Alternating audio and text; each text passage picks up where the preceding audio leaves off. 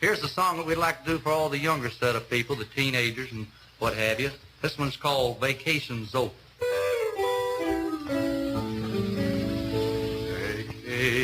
Vacation's over. It's over. It's over. Wow, vacation is over already? Well, since there might be some new faces out there, follow me on a little tour of this here basement. First of all, see this machine? I turn this knob, hit it twice on top, just like this. And guess what happens when I press this button?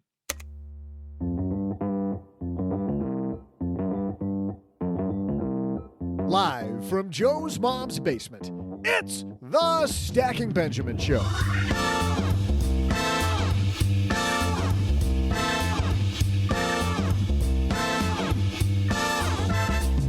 I'm Joe's mom's neighbor, Doug, and hey there, stackers. See Joe's dad's shortwave over there? That's where Joe is going to interview today's guest, Dr. Joseph Cardillo, and discuss his latest book, 12 Rules of Attention, How to Avoid Screw-Ups, Free Up Headspace, Do More, and Be More at Work. And check this out. This is that rickety card table you're always hearing about. Joe and OG sit right here in this very spot when they talk about today's money headlines. Like, for instance, how Apple is booting Epic Games, the maker of Fortnite and a whole bunch of other hit games, out of their App Store. Why would they do that and kick that sweet 30% cut from all Epic App Store revenues? Don't worry, we'll clue you in on all the details. And see this Commodore 64 computer? Well, this is where we transcribe the hundreds of questions you all ask the Haven Lifeline. Today, in fact, Shane will ask about contributing to an IRA even when you don't qualify for the tax benefit. Is it still worth it? And of course, you can't forget about the best part of the entire show. It's my hit trivia segment where I try to stump you 3 times a week. And now, 2 guys who need to go on vacation more often. This work thing's totally overrated. It's Joe and O-G.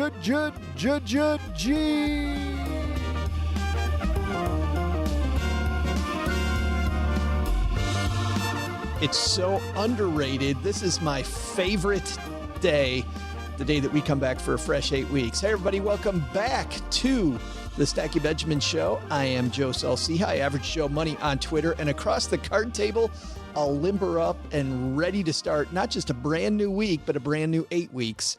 It's my good friend, the other guy, or as we call him here, colloquially, OG.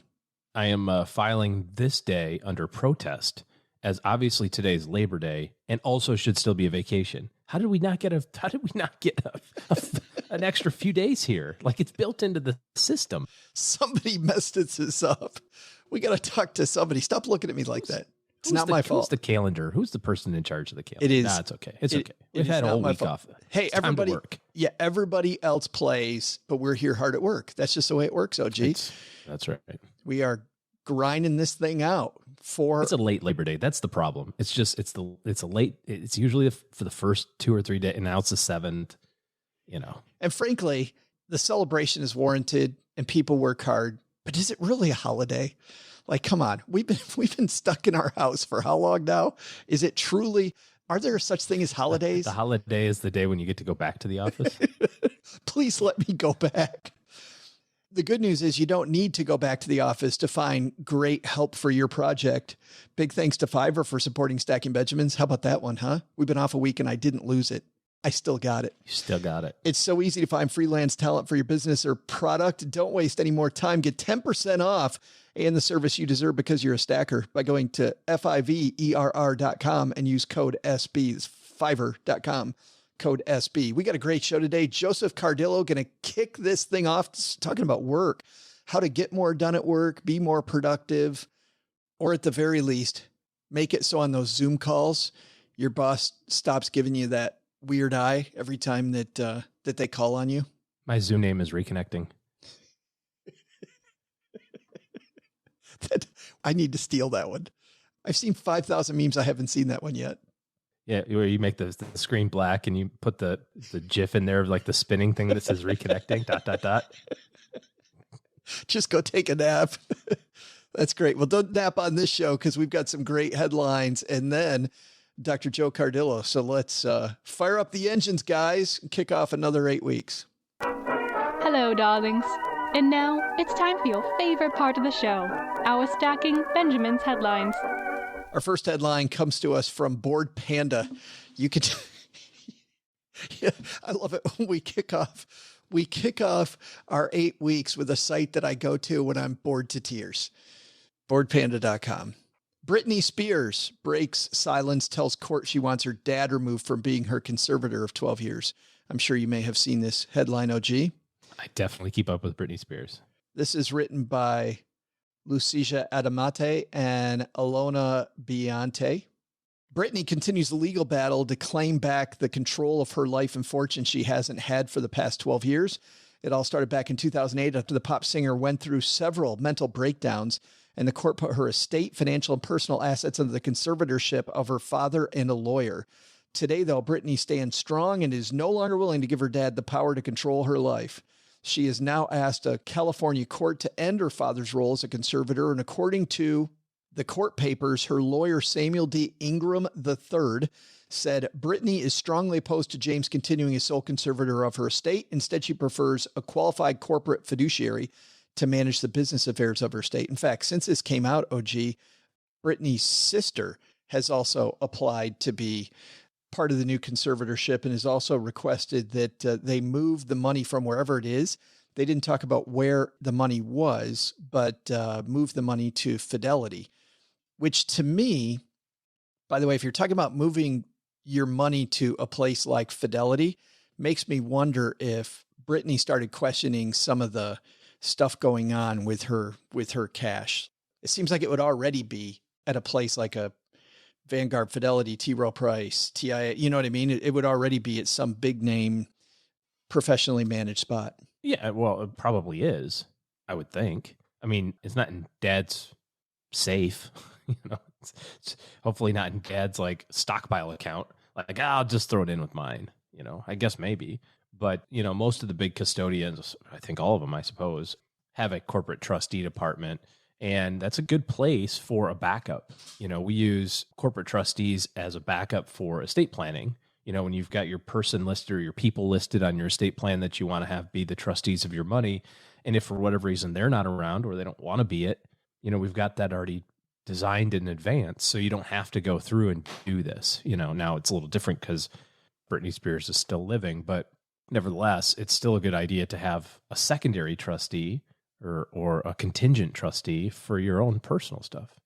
So tell me this, do you like this move going away from her dad?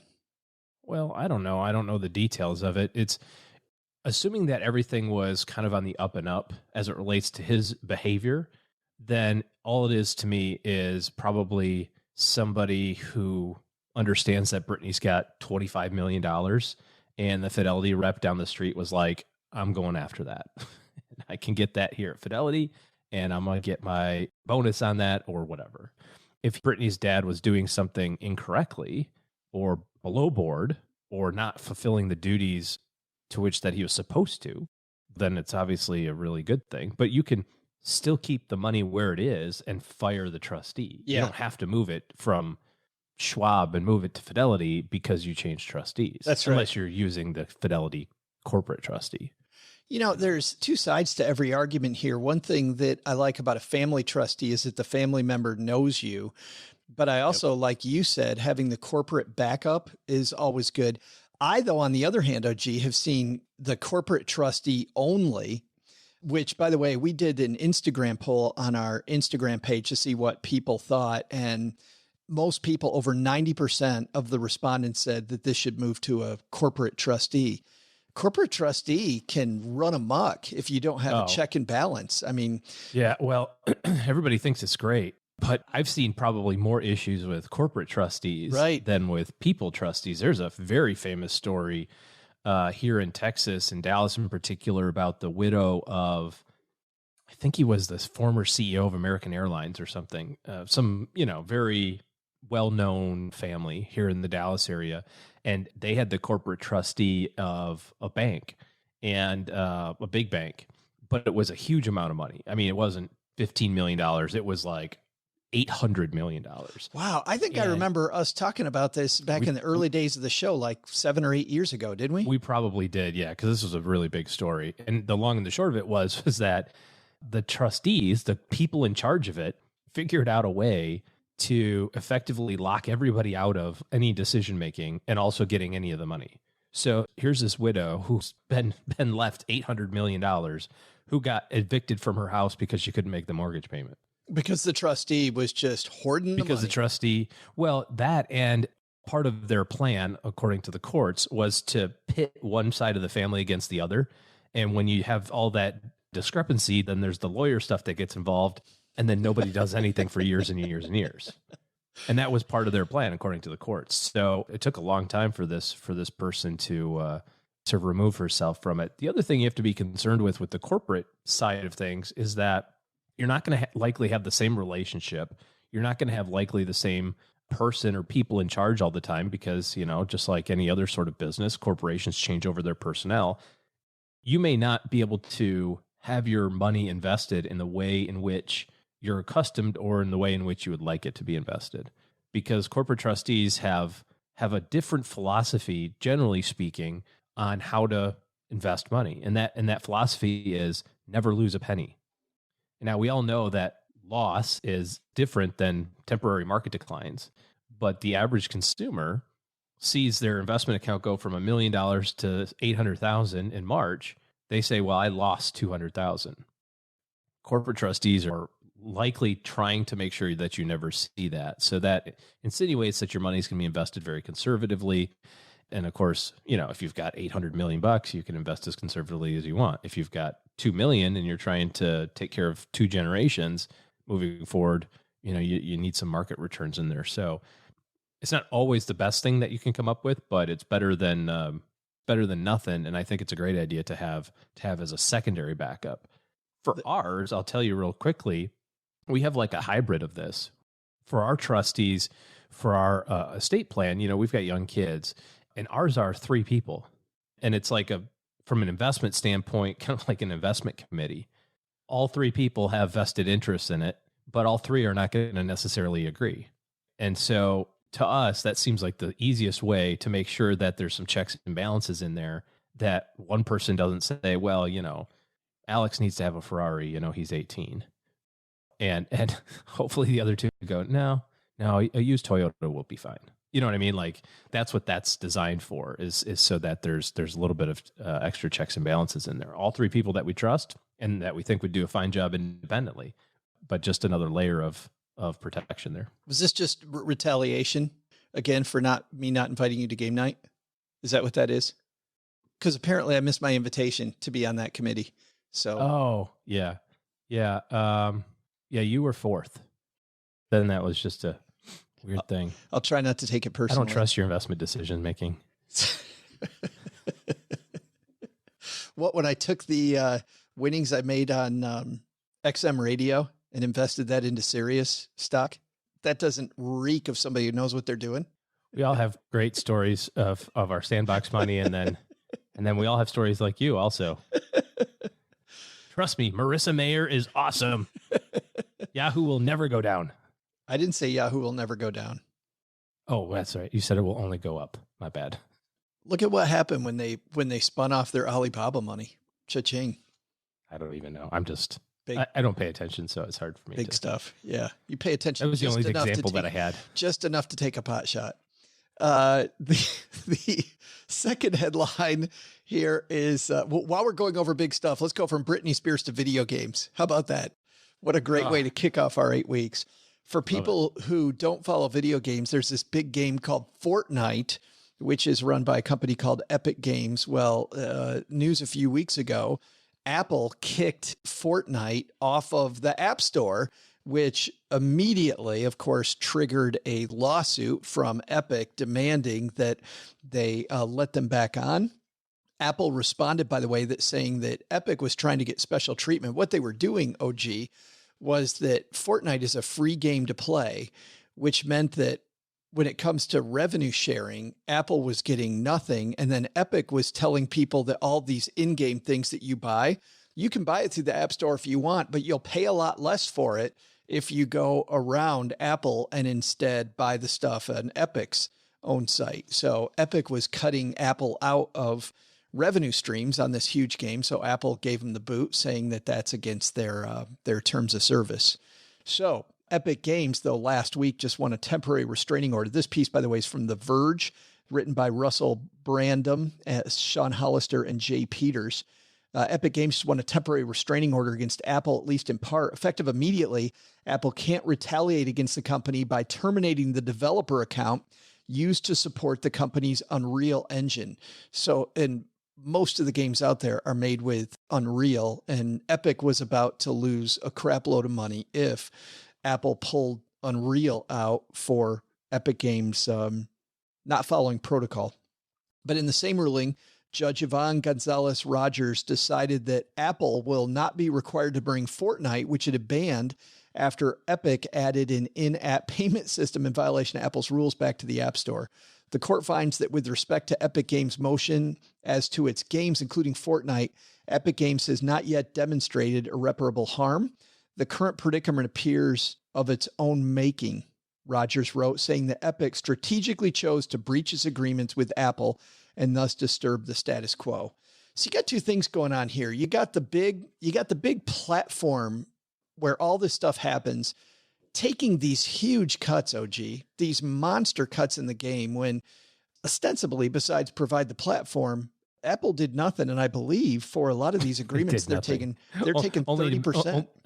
Only they did nothing, only except produce whatever it was, 600 million iPhones from which this place can play, and also the platform in which it could be developed for free, and also organize all of this in a format and produce the technology that allows you to play the thing. 30% of every game for that? Yeah. It's whatever they want. That's the deal that they signed. Think of it this way. And I read Apple's response to this, which I thought was well crafted. And I'm paraphrasing, but it basically said, we're happy that you were able to be so successful with your game using our stuff. Which actually is funny, because that was my point when I was thinking about this, is that the role of rainmaker in any organization, the role of being able to be the person who markets and finds the customer, is nearly always, OG, the highest paying job at any company. And if you're thinking about I think most people think about making a better mousetrap, making a better thing, but knowing how to market that thing is a skill that very few people have. And becoming good at that skill always pays a bunch of money. Well, in Epic Games' perspective, they're looking at it going, gosh, we did a $3 billion of revenue last year. We could have done $4 billion if we wouldn't have given a third of it to Apple. But the reality is that they would have done zero. I mean, this game, obviously super popular on every platform, Xbox and whatever the other PlayStation, and it would have been successful there too. But as I understand it, it's pretty evenly split. They make just as much money from Apple's platform as they do the other places too. And so that's kind of the deal that you signed up for when you first signed up for it. So you can't then just kind of midway through say, cool, thanks for the $1 billion a year of cash. My kids have an interesting take on this, which I thought was pretty cool. First of all, did you see the part, kind of a corollary to this? Did you see the part where if your phone still has Fortnite on it, you can sell it on eBay for thousands of dollars? So if you haven't upgraded to the new App Store, which eliminates it, they can't take it off. Nope, They can't take it. So it's not on the App Store anymore, but if it's on your phone, it's still there. You can still play, you can still use it.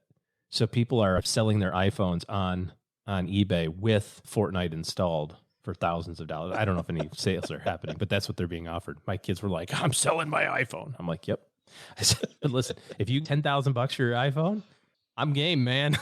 Well, that's I'm cool with that. And by the way, this is what OG said. He goes, yup, and I'm going to get 30% of that because I'm going to list it. 30 cents on the dollar. That's right. It's called taxes.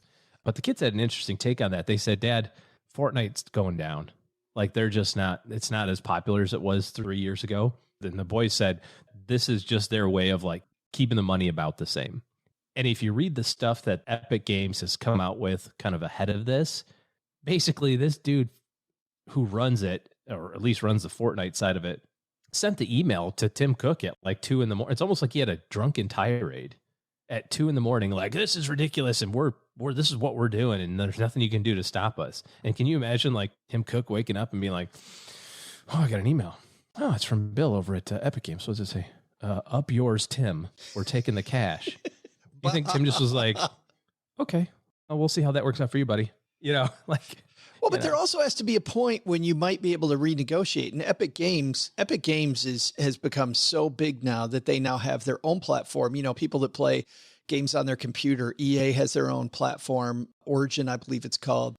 Valve Games has Steam. I think Epic Games also has a big platform where you can play all of their games and more as well.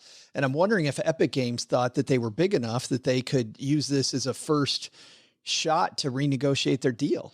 Well, as I understand it, and that could be the case, but as I understand it, it seems as though the contracts are uniform for everyone.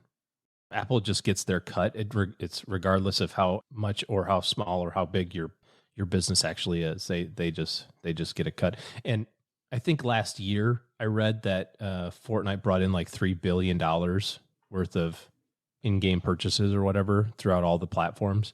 I think yesterday Apple did $3 billion of sales. So I'm pretty sure that Apple doesn't give a crap if Epic's around or not, you know.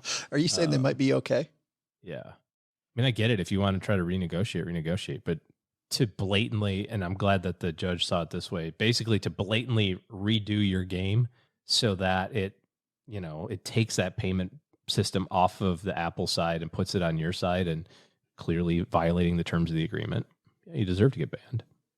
Well, yes. And I don't know what went down between, like you said, between Epic and Apple before this. You know, it could have been a 2 a.m. tirade, or there might have been a series of emails before that ended in a 2 a.m. tirade. Who knows? It was definitely just one single email at 2 a.m. It was definitely. Did you see the whole thing that they did afterward about like the video of the Apple and stuff like that? I'll have to send it to you. So then they did this whole, like, you know how their stuff is all cartoony? So then they did like a whole video montage of like, it's in black and white, very like circa 1939-ish. Epic Games did this? Yeah, like the Third Reich type of. Wow. But like put Apple as the leader, wow. Like this character with a big apple head and like a bite taken out of his head with an angry face. And wow. Yeah, it was shots fired. It is. It definitely is. I think that is, though, lesson number one is that this idea of role maker and the platform being the person that can bring the customer to the business. Man, if you're looking for work and you're wondering about skills to develop, that's a skill that will always pay. It will always pay. Don't know if it'll always pay 30%, but it will always pay. And then when it comes to your estate plan, not just Brittany Spears, figuring out who the right conservator is, but at the most, just having checks and balances, thinking about checks and balances, I think is a big part of getting that done correctly. I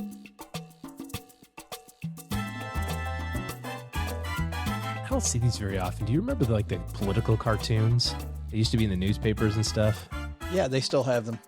Do they? I don't get a hard copy of a newspaper, but I can totally see like the thing that's in my mind is like character of Tim Cook eating an apple with his hand on the head of like the little kid that's running, and that's Epic Games. And he's just like, like the big kid on the block or whatever's got his big old mitt on like the little 5-year-old who's trying to like charge him.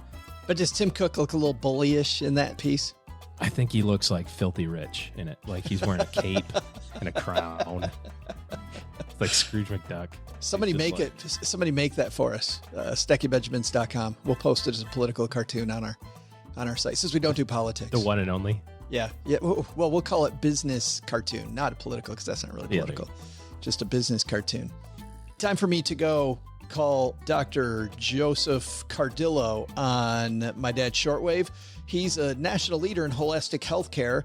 He's a best-selling author of lots of books in the field of health, mind, body, spirit, and psychology, including what we're going to talk about today, the 12 rules of attention, how to avoid screw-ups, free up headspace, do more, and be more at work. And we all want to be more at work. And as people are going back to work and the kids are going back to school and we're starting to refocus on the world of work, we thought this would be a great way to kick off the next 8 weeks. Let's say hello to Dr. Joe Cardillo.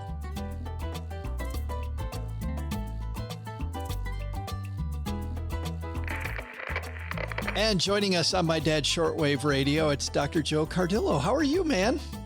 Very well. Thanks for having me. Hey, I got to ask you, I get really fascinated about how people get into their profession. When did you first become a student of figuring out what's going on inside the brain and how do we get better attention for ourselves? Oh, this happened a long time ago, quite by accident.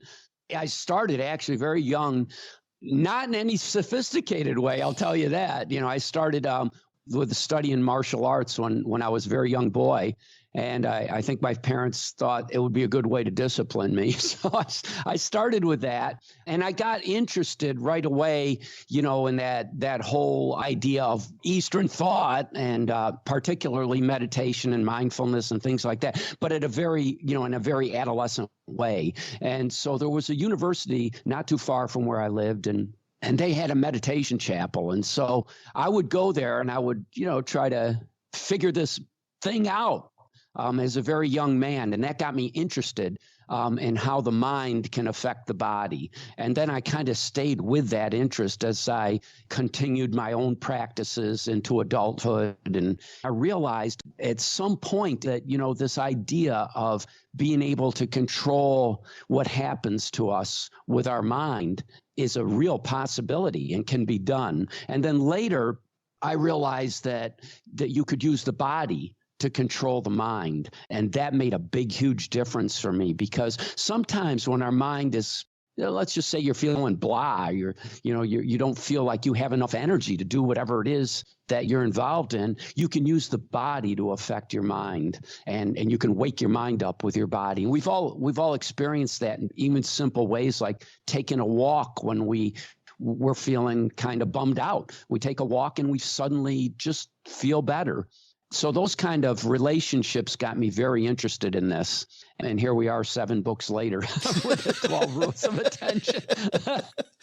And I'm still figuring it out. It's not like I've got it complete, or anybody has it completely figured out. Well, it's such a deep topic. And I think about that. I mean, that was an early lesson that I had. I had a coach that taught me what you're talking about, which is to change your state, right? Like if you're getting a case of the sleepies, go change your state. And I remember before I used to do television all the time. And before I would go on TV, I learned from another coach to do some jumping jacks a couple minutes before, like 4 or 5 minutes before, to get the blood pumping so that my brain would start going and I would bring this energy to the channel. So you're right. It's kind of a two-way street, isn't it?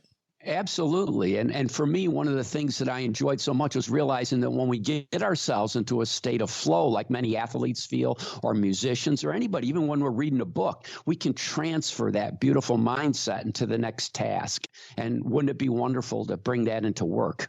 But that's so difficult, as you've outlined in your book. I mean, I don't need to put a spoiler hashtag thing here, Dr. Joe, but we have an attention problem here. Yeah, we do. We do. And there's all kinds of statistics that are popping up all over the place that show just how it is, and businesses are losing somewhere in the vicinity of $650 billion a year due to, worker error because of lack of focus and attention. So, yeah, we do. But you say there's also frustration for us. I mean, there's a business cost. There's also a cost for us because we miss so much because we can't pay attention. That's right. So the personal loss for me is one of the major reasons I wrote the book, as well as for worker, what we can do to improve our performance at work, but also the personal cost on our careers, on our daily happiness and so on. Is our phone the problem? I mean, everybody, I keep reading these things that say, if we just put down our phone and we turn off our alerts on our phone, turn off the alerts on our computer, that maybe we'll focus better then. Is that the issue? I really don't want to put too much emphasis on that as being the issue. And I want to almost say no, but I can't say a complete no. Of course, our telephones can be a distractor. I just turned mine off, as a matter of fact, before the interview. They can be a distractor, but then again, anything can distract us. And we're built with an attentional system upstairs in our heads that enables us to deal with distractors. And so if we're being constantly distracted, We might try to do something about our environment if that's what it is. But many times the distraction is not just an external thing like a telephone or a cell phone or something like that. It's something more organic. It's something inside us that allows us to be distracted. I kid around in my book about it. And I say things like, the cell phone doesn't sit around all day thinking up ways to mess up my life. If I'm on the cell phone, there's something in me that's attracted to that. Well, and I think to your point, there's so many other distractions. Like I've got the window here, the wind is blowing. I can see the leaves. Like that's kind of a distraction. I've got a light on over here that shouldn't be on. And my brain goes to these leaves. My brain can go over to that. Like, it's not just that. You even say that people early on, like hunting mastodons, like there's so many things that they had, there's so many reasons we can be distracted from the task at hand.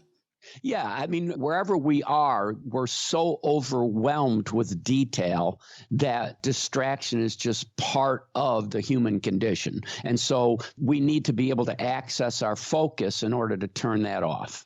Well, let's dive into this because I'm really fascinated by it. There's so many key terms and key concepts, but I think maybe the most fundamental one that our stackers need to know about is this idea you have about executive attention. Can you explain this idea? Yeah, I like to use the image of a spotlight. And so our executive attention is kind of like the CEO of our mind. And we can control our entire attentional system with that CEO. And we can override urges. We can, if the cell phone's bothering us, we can override that. We've got an attentional mechanism that, again, we call executive attention that allows us to choose where we want to aim that spotlight that is our focus. And so I can aim my focus in a very wide lens. I'll give you a good example. Whenever we go to a concert, we can look at the whole stage. We can observe a whole orchestra or a whole rock band, and then we can zero in on one instrument. That's the spotlight that we have. We can widen it, we can narrow it, we can move it around. We can turn it off to certain detail. And so our executive attention is that part of the network that we call attention in our head that allows us to do just that. When you were writing this, I had an image. And by the way, this is my image, not yours. So feel free to refute this. Almost like a computer where I've got the RAM up front, right? The stuff that my computer's using right now. And I've got the hard drive in the back. Is there really any similarity like that, or is that a poor construct of how the brain's working? I should probably just ask you, how is this really working for us chemically in the brain? Well, in days of old, we used to like to use the image of a computer, that our brain is working or our attention system is working like a computer. But now we like to use the image of multiple computers feeding through a motherboard. And so your executive attention, what we call the CEO of your focus or your attention mechanism, is able to control all the information that's coming in through that motherboard. And so you can literally turn things up, turn things down, and so on. So if at one point you want to increase your audio attention, you can do that. So if I were to bring my voice down to a whisper, you could follow that. And by raising your audio attention, if you wanted to zero in on one little detail, you could fade everything else out and zero in on that one detail. So we've got this capacity. And the interesting thing is that it's kind of fun to learn about how attention works in the brain because it's like getting a new device and learning how to use the apps on it. I totally thought that as I'm reading what you're writing, I'm thinking, oh, I've got a bunch of capacity here, because with your analogy, then the other computers are still running. I have these inputs, maybe at that concert, maybe my feet hurt because I'm standing up. Maybe I have to go to the bathroom because I've had too much beer or whatever it might be. But I have all these other things going. But because my spotlight, my CEO is not focused on that, I'm deciding what to do with those inputs, but the inputs are still coming in. That's right. And we can decide where we want to put that spotlight. And again, we can also decide where we want to turn it off to. Your first rule of attention is called, do you speak my language? And you begin with two people who both have these slips in attention that frankly happen to us all. Jack can't remember where a meeting is. I've done this a bajillion times, by the way. That's a technical term. I don't know if you know that, Dr. Joe. It's a bajillion. He goes to the old place where the meeting is, and then he gets there and the door's locked, and he realized the meeting's been changed and he'd totally forgotten. Susan is idling at a red light. The oncoming traffic starts moving. She does too, but then she realized the green's not for her, right? There's people turning left. She almost gets in an accident because she's on this autopilot. What's going on there? Well, our brain and our attention mechanism loves patterns. And so if we're not regulating, if we're not using that CEO, that executive attention, then our attention will regulate itself to the pattern that it thinks is best for the situation. So for example, whenever we're in a situation, any kind of experience at all, our brain creates within a millisecond, this is the very cool part, within a millisecond, our brain creates a sort of miniature experience that it bases on where we're at the moment. And so it creates a miniature experience. And then very quickly, also in milliseconds, it scans everything. It scans our memory, it scans our emotions, it scans our thoughts and so on. And it goes and brings that information forward to us. It's kind of like it sends out little scouts and into our brain, into our memory, our feelings, our thoughts, our actions from every time we've been in a similar situation. And it comes back and it reports to the CEO, which is our executive attention. So it comes back, it reports to the CEO very, very quickly, and then the CEO can make a decision at that point. If you don't make a conscious decision at that point, your brain will do it for you, and it'll do it based on the most common information that it's discovered. And so this is kind of fun, really. So this is why we tend to repeat mistakes, because our brain is just trying to help us, and it finds the pattern most apropos for that situation, and that's the one that triggers. I mean, how many times have we said, if I get in this situation again, I'll never say this? And then we do, and we say it, we're kicking ourselves, we're saying, oh, no, I did it again. And the result is the same, right? And then we tell ourselves again, I'll never do that again. Next time, there we are again. It's so easy to correct because all you have to do is to make yourself mindful of the fact that at that juncture, you really do have a choice, and you can make that choice.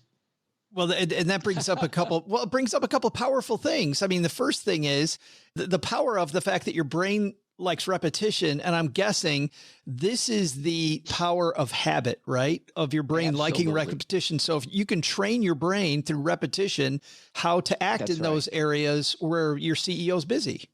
That's right. And that's where some very popular terms these days, that's where something like awareness and mindfulness and attention all kind of come together with this idea that's a very old idea, and that's an idea of reflection and visualization. And so what happens is that, let's say that I do repeat a pattern that I don't like.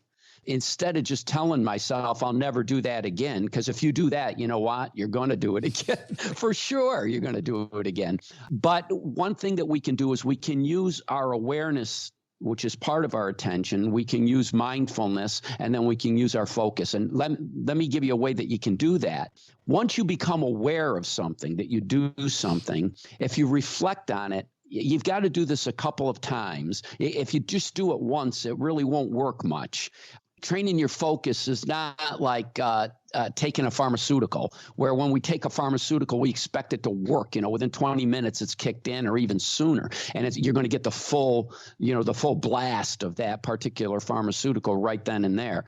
When you train your attention, it's not like that, because what you're doing is by the way, all other mind-body tools aren't like that either. What happens is that you're weakening the old pattern little by little. So it takes about 2-3 weeks. You're weakening the old pattern little by little. And once you weaken it enough, the new pattern will take over completely. If you only weaken it slightly, then it will supersede or overcome the new pattern that you're trying to establish. So if I'm trying to change a pattern, first thing I want to do is I want to reflect on it. By reflecting on a situation and spotlighting, identifying that point that we want to change, we've begun weakening the old pattern. Because what that does is the next time that pattern comes up, your brain wants to try to inhibit it, if that's what we want to do. Or if we want to pay attention to it, the awareness will make you pay attention to it, one or the other. So the first thing you do is to zero in on that pattern that you want to weaken, and then visualize a new pattern that you could substitute instead. And so now what you're going to do is, by reflecting on the pattern that you want to change, maybe the thing that you said in a particular situation that you'd like to say differently next time, if you identify it, then visualize a new phrase that you could use, or something else you could say that's more in line with your goals. And then you continue to use that visualization before the next experience, randomly, as often as you can.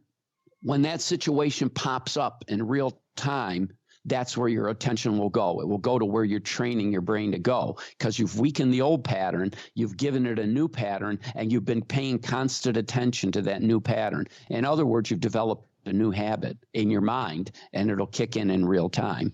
That brings up another fascinating facet of all this, which is you talk about having these, and it's been implicit in everything you've said so far, which is you're talking to your brain, and you say that talking to your brain is really something easy to do, and your brain listens, and you should talk to your brain as much as possible. Many times when we have a great day, we celebrate, which is what we should do, but we have a great day and we don't really, we identify what happened that was great, but we don't necessarily put much thought into why it turned out great. So we should reflect on those as well. Absolutely. Absolutely. We generally pay attention when something went really wrong. And we say, oh, wow, well, what did I do to make that happen? Well, when something happens that's great, we should do the same thing. We should say, wow, what did I do to make that happen? And if you sort of walk through the footsteps that led up to that, you'll start to see certain things, certain thoughts, certain feelings, certain energy that you felt that really made that happen for you, certain detail that you picked up on and paid attention to. And then you can make that part of your visualization for the next time. And if you want to use a computer, it'll update all the links. And so next time, that's where your mind will go. It's so powerful because we talk a lot on the show about if you want to have successful money habits, don't think about them, right? Don't spend your mental energy thinking about it. But when you do something really well, figure out how to automate it. It sounds almost the same way with the brain. Focus on it, reflect on it, and then that will become an automatic piece of your habit in the future. Yeah, that's great. Yeah, because 96% of what we do all day long is automated. Our mind loves patterns so much that, 96% of what we do is automated. And, so people ask me, does that mean we're robots? Well, kind of, but we need those automations. We need those automations for quick decisions, for quick responses. We need those automations so that when we do something really well, we can do it again, to know how to avoid problems. But we also rely on those automations to cut through all the overwhelming detail and distractions that we have, because then those automations will kick in. They're not distracted by that. They'll just kick in. This whole conversation reminds me of a joke that comedian Emo Phillips talks about the brain. And this, by the way, is, I want to play this for you. This is Emo Phillips on a show called Dr. Katz, talking about the brain with the good doctor here. Doctor, I used to think the human brain was the most fascinating part of the body. Then I realized, well, look what's telling me that. I love that line, but I think it goes along with what you talk about, which is the brain really wants you to think that you're in control, but 96% of the time it's in control. It's in control. And not only that, there's a lot of humor to all of this, that there really is. I mean, who hasn't gone out to a parking lot to get into a car and then you suddenly realize it's not your car? Right. I did that yesterday. I tried to actually help Cheryl, my spouse. I tried to help Cheryl get into the car. I went to open the door for her, some chivalrous activity on my end. I was trying to open the car door of the Volvo parked next to us. Yeah. Who hasn't gone to the grocery store to buy one item? This is the one item I've got to buy. You go to the grocery store, you buy a whole basket full of items, and on your way home, you realize I didn't buy that one item that I went there for. So, I mean, we all do this, but there's a very interesting mechanism in the brain that allows us to think that we're completely in control, that we really did make that decision. It wasn't an automated decision. But that's not how it happens in reality. I love that. You have a couple exercises in this first chapter. One of them is just really for the first time thinking very clearly, at least for me, it was for the first time, thinking clearly about that spotlight that you talk about. And you ask yourself to go through these questions. Where am I at this moment? What am I trying to do? What should I be trying to do in this situation? What do others think I should be doing in this situation? What are the demands of my environment, distractions that need to be avoided, a large room that requires the need to listen more closely to hear, etc.?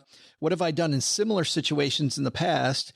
Do I want to do anything differently? And if so, how? And what's funny is, while I was prepping for this interview, of course, and I was reading this, I was going through all of these like I'm a pilot checking all these different boxes, and I can feel the spotlight moving. And what was funny was I realized, because I'm here at this Airbnb in Vermont, that I still have my laptop on this box that I use when we do interviews, and it was making it really hard to type.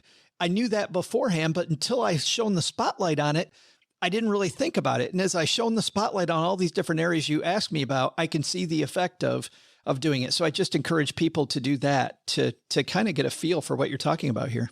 Yeah, I call that a self-scan. And there are a few questions, as you read them, that you have to go through. But after you do that enough times, it itself will become an automation.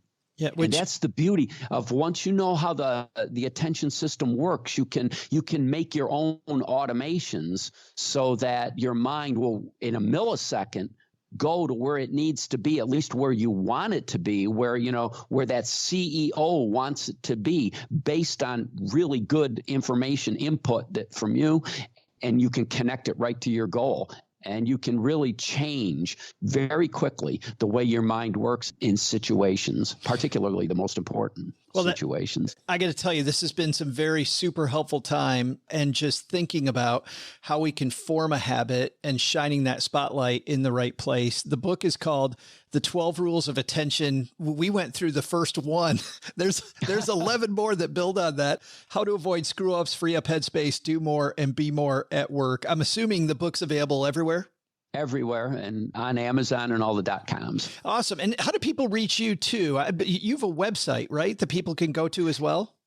Yeah, they can go to Joseph Cardillo, CARDILLO.com. Awesome. And you know what? If you're walking the dog or you're busy doing something else, multitasking, right?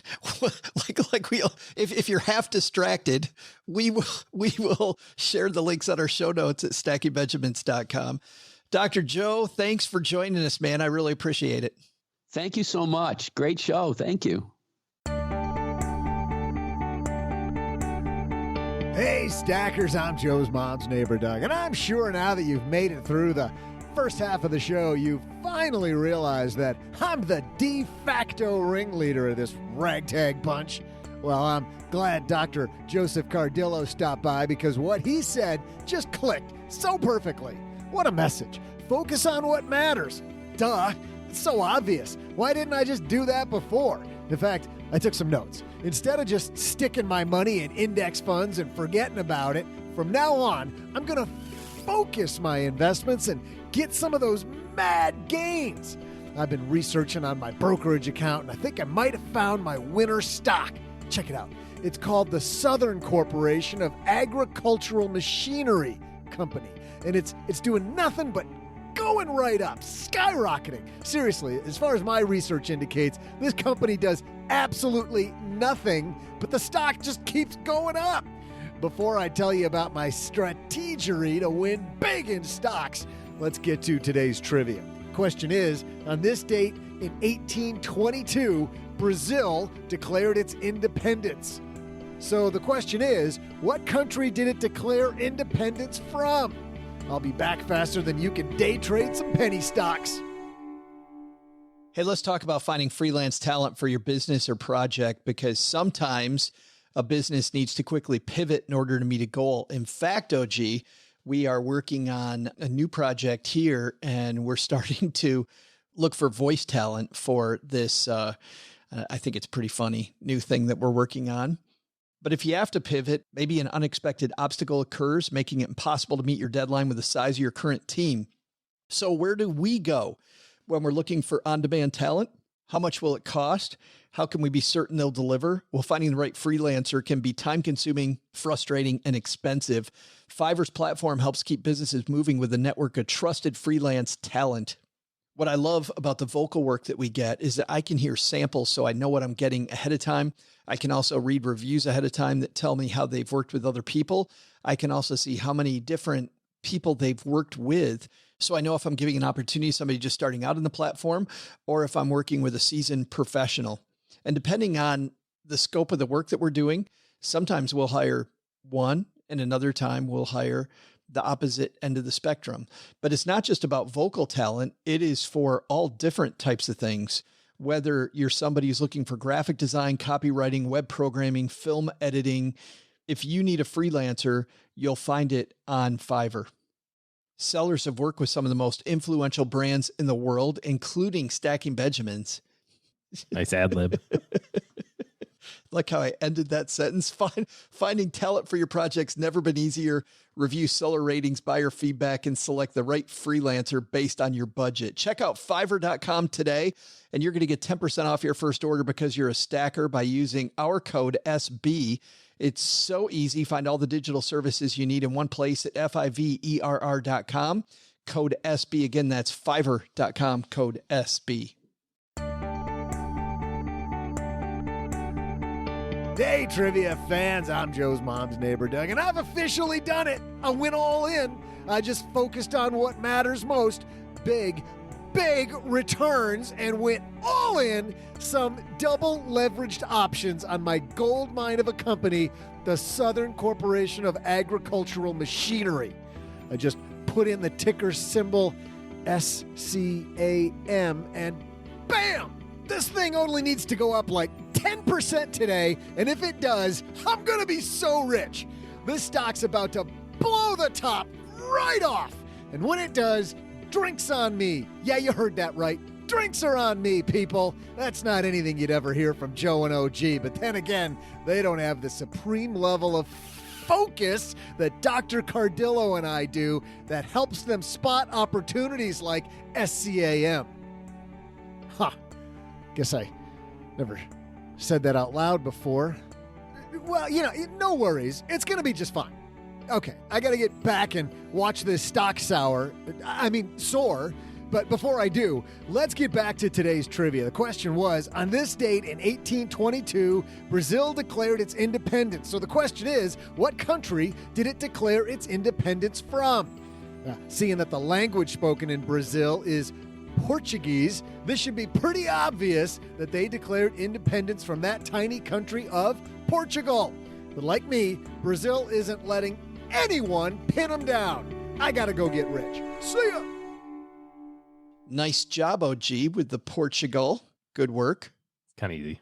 Mom's very proud. Yeah, there are, like any good golf course, I think Doug sometimes has like a confidence hole, a confidence piece of trivia. Makes you feel good before the next one that's 680-yard par 3. They all look like that to you based on how you drive. They totally do. You should have never. What's this one? Another 600-yarder? No, Joe, this is 160. It's a short par 3. No, Joe, it's just past the windmill. You just got to hit it past the windmill, and you're good. What are those red tees? How come I can't hit from them? I kept asking that the whole time we played. I was really upset. So I win if I hit it from these back here all the way up to the red tees on my first shot. Hey, let's throw out the Haven Lifeline. Stop talking about that. And stop talking about how horribly I play golf and tackle some of life's most important questions. By the way, you should not have videoed me because, I just hunch over that ball and whack at it like I mean, it was the fifth hole by then, and I was trying to say something, but you weren't hearing it, so we just let it go. It's like I'm mining for gold or something. I'm just taking the biggest divot out ever.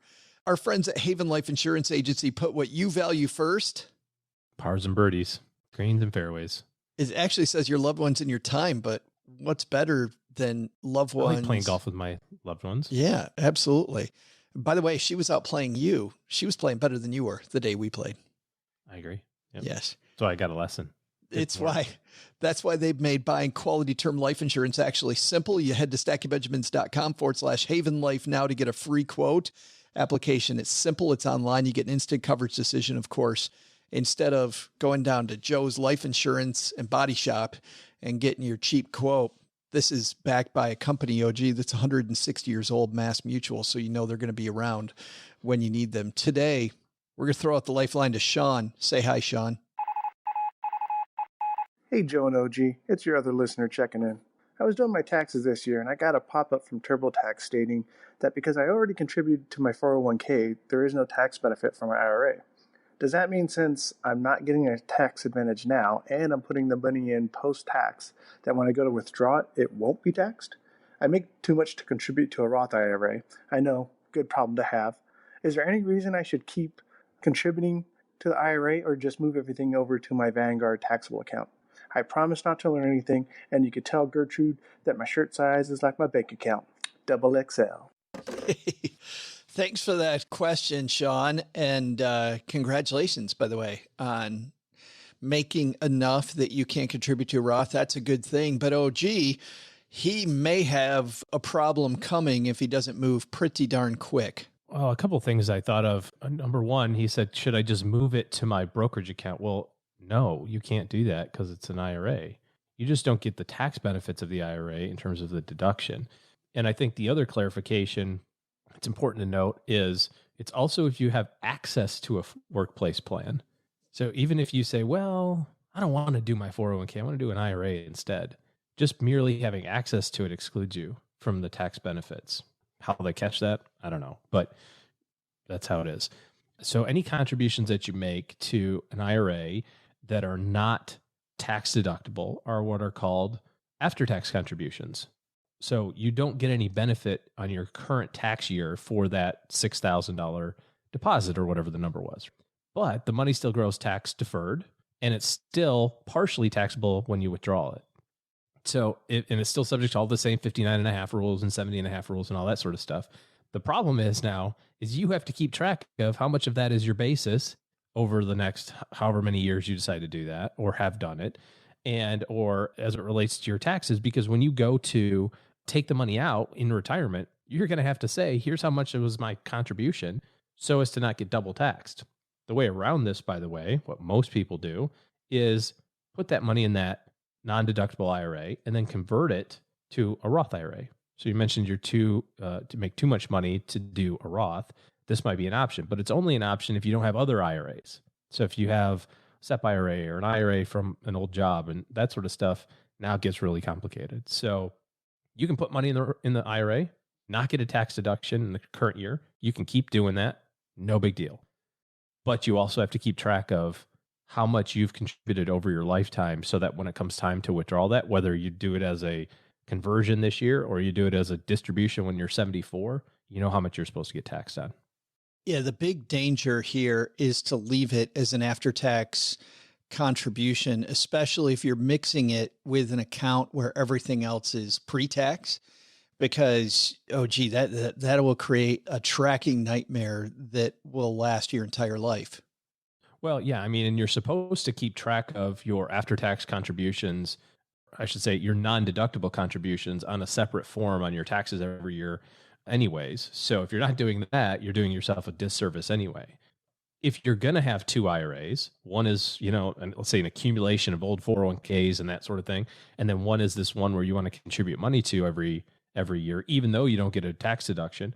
Just have two separate accounts. Then it's at least easier to know, okay, my contributions on this account were, $6,000 a year for 10 years. At least you have a little bit easier record keeping. But if you're commingling after-tax non-deductible contributions with your pre-tax contributions, the disservice that you're doing to yourself is you're going to end up paying taxes twice on that money. Because if you haven't kept track of it over your lifetime, the custodian or the IRS doesn't know how much of it should be taxed. Because normally IRA money is all taxed when it comes out. Well, and I think either way, you're doing yourself a disservice because the amount of record keeping you have to have anyway is just ridiculous for, I think the time benefit. Yeah. I mean, it sucks. So it's an extra step that's unneeded. I don't know. Yeah. Yeah. I think most people, convert that to a Roth ASAP. Do the Roth conversion as soon as you possibly can. If you have IRA money already, you can't do that. Yeah. Thanks for the question. If you've got a question, head to stackingbenjamins.com/voicemail. You can use any device to ask your question as long as your phone, if you can talk on it, you can just press the little button when you go to our site, stackingbenjamins.com/voicemail, ask your question. And we will also not only answer your question, but because you're brave, we will send you a Greatest Money Show on Earth t-shirt. So then you can sport some awesome Stacking Benjamin swag. By the way, if you want to check out all the swag out there, because that's not the only shirt that Brad's made, stackingbenjamins.com/shirts. You can take a look at the full line, the full lineup of stuff that he has. I'm not sure if I like the Haven Lifeline shirt the best, the circus shirt, or if I like the boxer shirt. I think I like the 50s poster. The 50s movie poster one, maybe the best. I just like how soft they are. They are super soft. Actually pretty soft. Yeah, it doesn't matter which one you get. They're all going to be soft. All right, that's going to do it for today. Lots of people to thank. But one last note of housekeeping is if you're looking to march into fall and do better with your money than you have in the past, OG and his team are taking clients. Head to stackingbenjamins.com/OG, and that's the link to OG's team's calendar where you'll be able to interface with his team and see exactly how they can help your team do better with your money. All right. You've got it from here, Doug. What should we have learned today? So what should we have learned today? First, take a lesson from our headline. If you try to cut out the big guy and not play by their rules, you might get burned. Or, at the very least, know when you're clearly making waves so that you aren't surprised when the inevitable pushback comes. Second, take a lesson from Dr. Joseph Cardillo. You will supersize what you can accomplish when you clear your head. But the big takeaway, my scam stock did it. I'm up 25%. I'm rich. But why would any rational person stop there? Here's what I did. While the guys were finishing up the show, I marched this big wad of cash right to the gas station on the corner, went for the real money in investing, lottery tickets. When they call my numbers for the Powerball, Joe and OG won't be laughing then. No, sir. Those suckers. Thank you to Dr. Cardillo for joining us on Dad's Shortwave today. You can find him at josephcardillo.com. We will also have a link to his book, The 12 Rules of Attention, on our show notes page at stackingbenjamins.com. This show is created by Joe Salsihai, produced by Richie Rutter-Reese, and engineered by the amazing Steve Stewart. Online, visit us on Twitter at SBenjaminsCast or on our Facebook page. I'm Joe's mom's neighbor, Doug, and I swear the worst part about coming over to Joe's mom's house is having to put on pants. SB Podcasts may receive payment on the show from sponsors and guests in the form of books, giveaway items, discounts, or other remunerations. That's a big word. There's no way you take advice from these dorks, but like Joe's mom always says, don't take advice from people you don't know.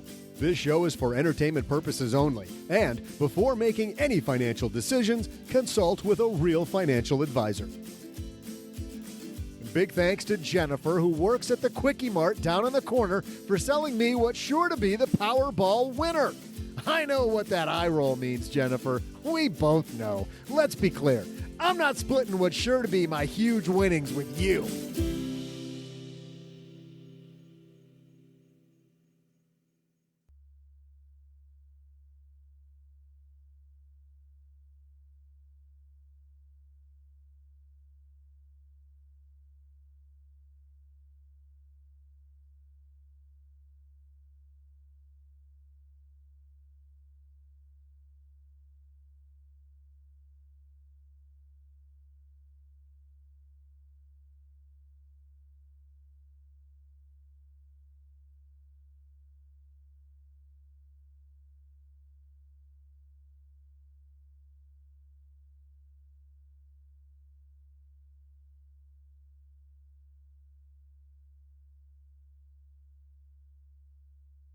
Remember a couple weeks ago we were talking about the lyrics. Yes. So somebody posted, am I the only listener who wanders around the house going, "Whoa, living on bread"? And so there's some other comments that I thought were pretty funny. My buddy used to think Van Halen was singing Maxwell Jump. I'm Maxwell Jump. Or Phil Collins' Invisible Touch. She sees a hat and VZ won't touch it. Somebody wrote AC/DC Dirty Deeds and the Thunder Chief. Well, yeah. Is it? That's not right. Somebody goes, never forget Neil Diamond's The Reverend Blue Jeans. It's pretty funny. Those are good. So I want to give a little shout out. Just over a week ago, I left Vermont, and people that live in Vermont, by the way, I slaughtered the name. I was doing it off the top of my head, and I got quite a few emails from proud Vermonters, Vermontinians, Vermontites about this #1 beer in the world. And by the way, I don't just double IPAs and me do not get along. So I kept hearing it was the #1 beer in the world, and it was right less than a block away, half a block away from me, the Alchemist Brewing. And you hear about people that send other people here to get beer. They load up. In fact, I do know, because they have a sign right in their parking lot, that they limit the amount of the beer heady topper. And I think I called it hop topper. In fact, I know I called it hop topper because I got a lot of people telling me that, Joe, you're way wrong. So thank you for that. But I have to say, not just the beer per square mile that's made here is more than I've ever seen any place. I've been to Portland, Oregon, grew up in Kalamazoo, Michigan, which is also known for beer, between Bell's and Acadia, lots of other brewing there. I've never seen so many microbreweries as there are in Vermont. Holy moly. You people must have a super, super bad winter. Like at first I thought, the winter here would be beautiful.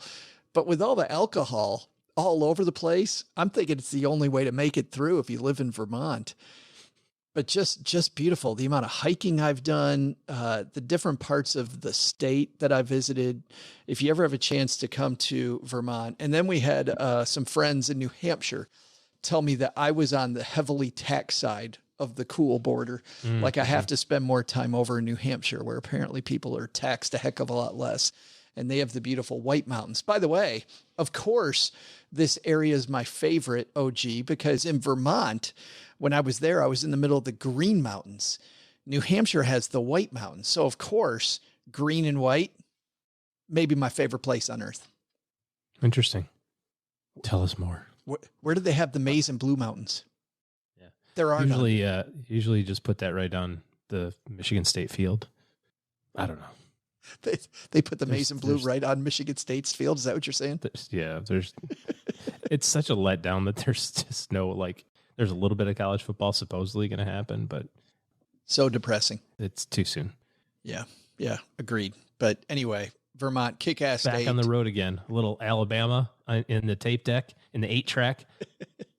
As people are on the road again. As people are listening to this, I am in the Guadalupe Mountains, checking out that area. You have amazing cell reception. Heading to Carlsbad Caverns. The recording quality that we were able to maintain, and Western Texas is amazing. It is incredible.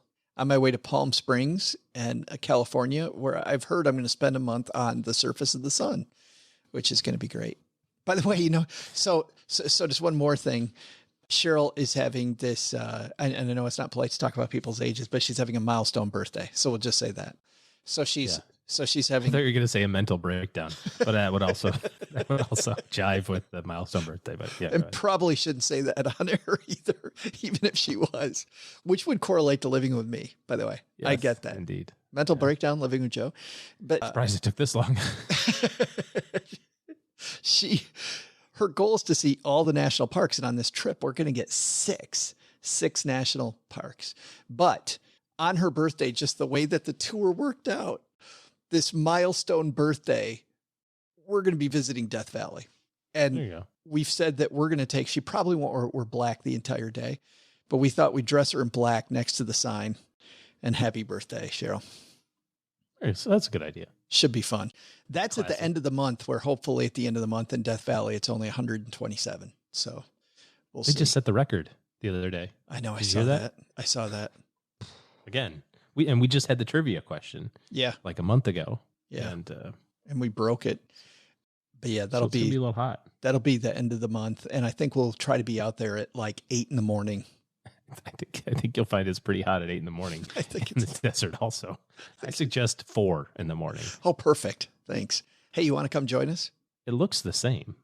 Desolate. Regardless of whether or not there's sunshine or no sunshine. It's like a big beach, Still. right? Isn't it just a big hot beach? Isn't that all it is? Yeah, pretty much. Let's bring some. Without the thing that makes a beach, which is water. Sans water. That's So then no- it's like a big desert. Yes, exactly. It's That's like a no big big deal. That's when you can't afford the beach vacation. You know how the beachfront property is all Oh, You tell know. me about it. super expensive. So you just take your kid to the desert. You're like, hey, you get everything, but Could you imagine the Airbnb listing for that? Beachfront living minus the beach, like in parentheses. solid beachfront, no water included. Yeah, BYOW.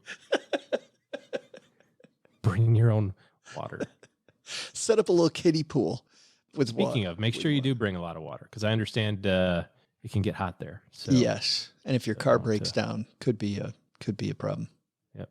And a shovel because it's better to dig your own grave in the desert than let the Well, at least from today's episode, I'll have my conservator figured out correctly. But you do need to, you dig a hole in the sand. It's cooler. Doubles as a I'll tell you how that shallow goes. grave. I'll tell you how You that know. goes.